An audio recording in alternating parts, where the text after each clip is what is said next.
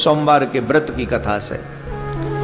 जो जीव सोमवार का व्रत करता है, सोमवार के दिन व्रत रखकर जो महादेव का जल से अभिषेक करता है, मैं आपको बता दूं, अभिषेक सभी लोग करते हैं, लेकिन किन्हीं किन्हीं को अभिषेक की विधि नहीं पता।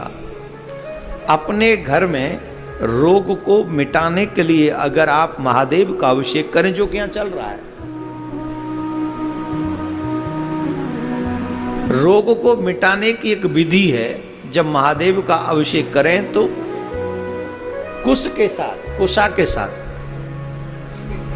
कुश के जल से, तो कुश के जल से का मतलब हो गया कि उस जो जल आप चढ़ा रहे हैं उस जल में कहीं ना कहीं कुश का स्पर्श हुआ हो, कुशा का। तो जो कुशा के जल से महादेव का अभिषेक करते हैं, उनके घर से, उनके जीवन से बीमारियां भाग जाती हैं। इसीलिए यहां पर जो रुद्र अभिषेक हो रहा है वो कुशा के जल से अभिषेक हो रहा है कि जो जो लोग इसमें जुड़े हुए हैं उनके जीवन से, उनके घर से स्पेशली कोरोना नाम की बीमारी भाग जाए।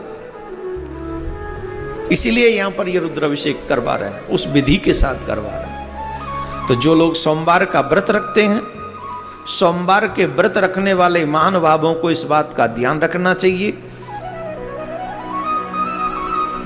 कि महादेव का अभिषेक बिना कुछ खाए, बिना जल ग्रहण किए, आजकल बुरी आदत है उठते ही चाय पी लेते हैं। जब आप नियमों का अतिक्रमण करते हैं तो वो फल आपको नहीं मिलता जो आपको मिलना चाहिए। प्रत्येक व्रती को, मतलब जो लोग व्रत रखते हैं, उनको पूर्णतः नियमों का पालन करना चाहिए। जब आप व्रत हैं तो बिना स्नान किए आप चाय पानी नहीं ले सकते, पूजा किए बगैर नहीं ले सकते। तो सोमवार का व्रत रखने से पहले ये ध्यान रखें, सुबह उठे, स्नान करें और सबसे पहले शुद्ध पात्र लें, पात्र में जल भरें, संभव हो सके तो गंगा जल भरें और गंगा जल लेकर उस पे कुश का स्पर्श कराएं या उसमें ही कुश रखकर फिर अभिषेक करें और फिर बेलपत्र चढ़ाएं। बेलपत्र चढ़ाने का बहुत बड़ा महात्मा है। दो ही देवता ऐसे हैं जो बड़े आसानी से प्रसन्न हो जाते हैं। बहुत सरल पूजा है इन दो देवताओं की, एक तो शिव जी की और एक नारायण की। हमारे ब्रज में तो संत कहते हैं चढ़ाए के पी लो और दिखाए के खा लो, ऐसे देवता हैं। नारायण शालिग्राम के रूप में है और महादेव शिवलिंग के रूप में है। तो दोनों का अभिषेक करो और वो जल पी लो और दोनों को भोग लगाओ, खा लो। तो इतनी सरल पूजा है इनकी, तो दोनों की। तो बेलपत्र से महादेव प्रसन्न हो जाते हैं और तुलसी दल से शालिग्राम प्रसन्न हो जाते हैं।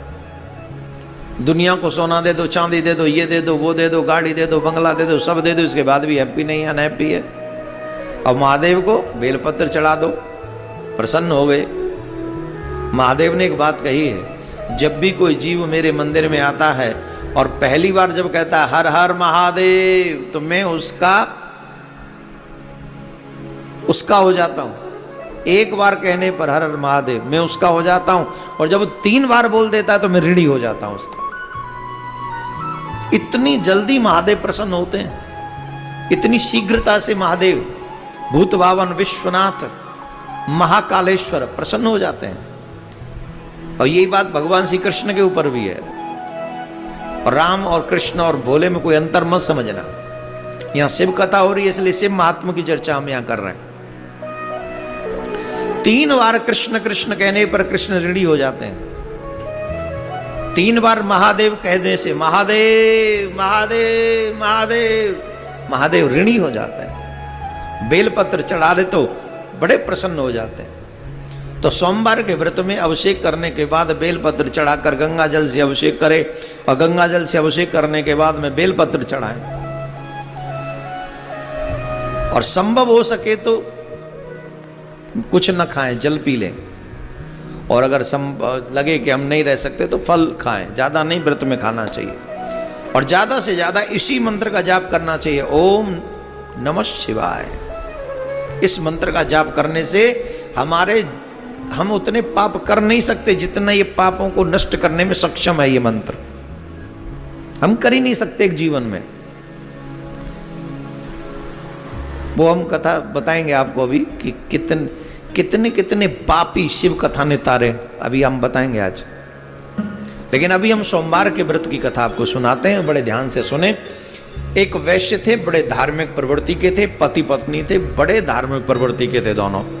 महादेव के सच्चे उपासक थे, महादेव की पूजा, नित्य पूजा वंदन किया करते थे, हमेशा अहरनिश महादेव की सेवा में रत रहते थे, अपना कार्य भी देखते थे पर स्वधर्म पर चलते थे। उनके घर में एक तकलीफ थी,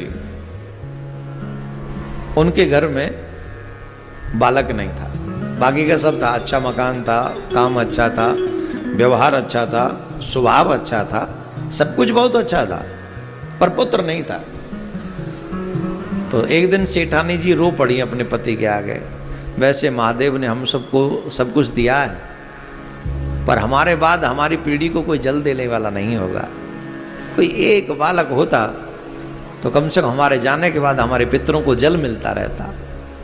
प्रत्येक स्त्री विवाह के बाद अपने आप को संपूर्ण तब समझती है जब उसका मातृत्व जागृत होता है, और मातृत्व जागृत होता है संतान उत्पन्न होने के बाद। हमारे शास्त्रों में अगर आप देखें तो विवाह का मतलब सिर्फ इतना ही है कि विवाह इसलिए हो कि संतान हो जाए, जिससे आगे वंश चले।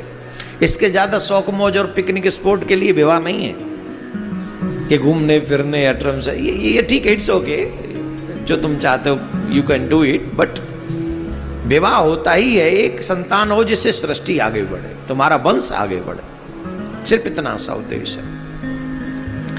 तो सेठानी रो रही थी, तो एक दिन कहा कैसे करें, महादेव से प्रार्थना करनी चाहिए। तो महादेव के मंदिर में अभिषेक करते करते सोमवार का व्रत रखते थे, दोनों सोमवार का व्रत रखते थे। तो महादेव से प्रार्थना करी, और जब महादेव से प्रार्थना करी तो महादेव प्रकट हुए,